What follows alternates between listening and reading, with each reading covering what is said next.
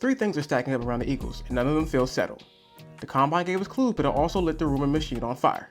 And the next move Howie makes is going to tell you exactly what kind of offseason this is. So let's get it mixing.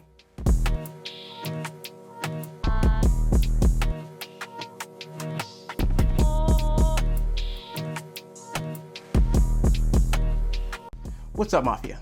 So every year in Indy is a chess match. You get quotes, you get GM speech, but you also get patterns. And the patterns right now keep pointing at the same pressure points. A.J. Brown, the offensive line decision, Landon Dickerson and Mekhi Becton situation, Jaylen Carter's health, and a very real hunt for a defensive back. So let's talk about A.J. Brown. Again, even when it seems like the rumors are going away, they just circle back around and come back. We can all assume that this isn't going away before March 11th. Teams are going to call, and coaches are going to flirt with the idea publicly, and the Patriots are a perfect prime example. With players, and specifically you asked about A.J., it has meant a lot. I've watched him grow. I've watched him mature. I'm proud of him. Proud of the, the father that he is. I'm proud of the husband, and that has nothing to do with where he plays and where he played. So those are the things that are important. We reach out and text each other during the things that happen good to each other, and sometimes things don't go so well for the people that you're close with, and you text those as well. So it's a two-way street of support and reminders of what got us to where we are here today. Vrabel talking like that about A.J. Brown? You tell me where the line is. It's right on the edge. Don't cross this line! It honestly feels like he's recruiting when you certainly shouldn't be.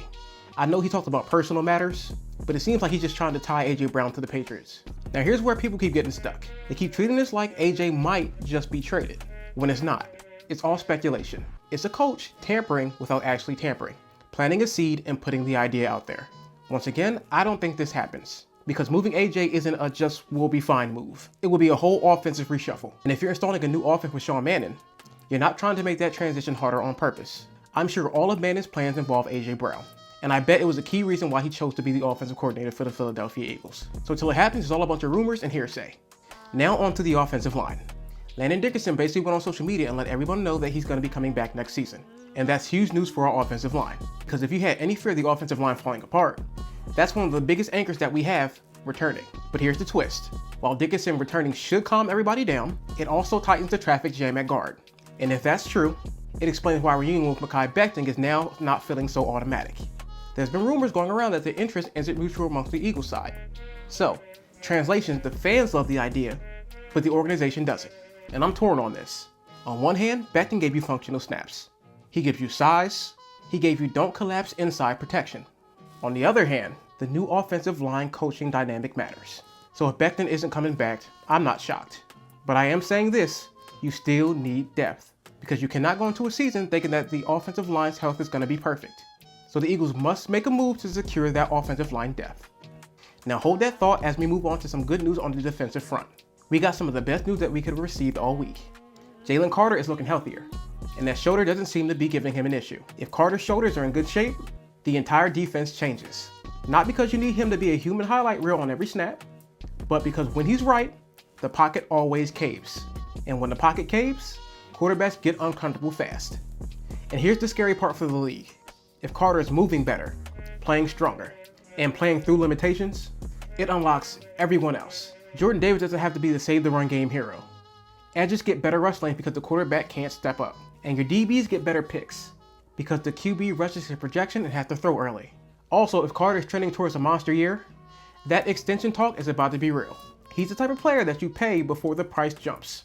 And I make the prediction that it's happening real soon. So now on to trade rumors and roster fits. Tanner McKee has always been the topic of trade speculation. There's been rumors that the Jets are looking at a cheaper quarterback option, and his name keeps popping up. Like I said before, there are many teams in the NFL that are in need of a starting quarterback, and McKee fits that mold. I'm in with that idea in principle. If there's a pick involved, then you listen, because McKee's value has never been higher than the moment that teams get nervous about their quarterback room.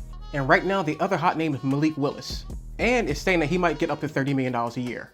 So Tanner McKee looks like a better bargaining chip, but I'm not just handing him away for nothing. I know how he's going to act for something meaningful. At least a third-round pick. We should move him now and get something of value before his contract expires and we're left with nothing. Next is Dallas Goedert. There's a lot of mixed messages here. Howie said this week they'll sit down and talk with his agent to see if they can get a deal done. Really glad we were able to figure it out and bring him back to Philadelphia this year and for this season, and tremendously productive for us. Just a huge asset for our offense to have him on our football team. Again, we got to put the whole puzzle together. We'll certainly sit down with his agent here over the next couple of days and have a conversation. Very appreciative of Dallas Goedert. Now, we'll talk to his agent. Doesn't mean that a deal is getting done tomorrow. That's normal business at the Combine. But the bigger point is simple. If Goedert wants top-tier tight end money, with his history, the Eagles are going to hesitate. We always have. So I'm leaning towards this. Prepare for the Eagles to draft a tight end, and maybe even double dip. Possibly get Dallas back on a 1 to 2 year deal, but draft his replacement just in case. Now, here's the part of Indy that was made obvious without anyone having to say it out loud. The Eagles are hunting for defensive backs, and we all know this. We've been looking for someone to pair opposite of Quinyon Mitchell. Adoree Jackson was serviceable, but we need someone more reliable at CB2. The Eagles have been looking at Avion Terrell from Clemson. That formal meeting with the Eagles, how familiar are you with Quinyon Mitchell and Cooper DeJean, and what is it about their games that you like? Yeah, just Quinyon Mitchell, a dog, somebody who was late in the rise, and then Cooper DeJean is somebody who was slot who can do both. So just being able to meet with the Eagles and talk about that, talk about the inside, I feel good. He's physical, plays the ball, can press, he's a ball hawk, and he's aggressive. Everything that you want in an elite DB. The only concern would be his size, but he plays bigger than he actually is. He fits what the Eagles want on defense. Also, it lines up with the idea that the secondary just can't be good enough. Not with the quarterback that we have in our division, let alone the conference. But we might have to move up in drafting order depending on where the board falls. And that's a move I'll make, depending on what's the asking price for that move. So I'll throw it to you. Which moves for the Eagles make the most sense? Should we be focused on retaining our guys, or should we be looking elsewhere? Drop it in the comment section and let me know. There's a lot of noise right now, but the direction is forming. We'll see who's still here, who's gone, and what move Howie actually pulls. Either way, this is about to get very interesting. So remember to like, share, and subscribe. I'm Brother Shy, and this has been the Midnight Green Mafia.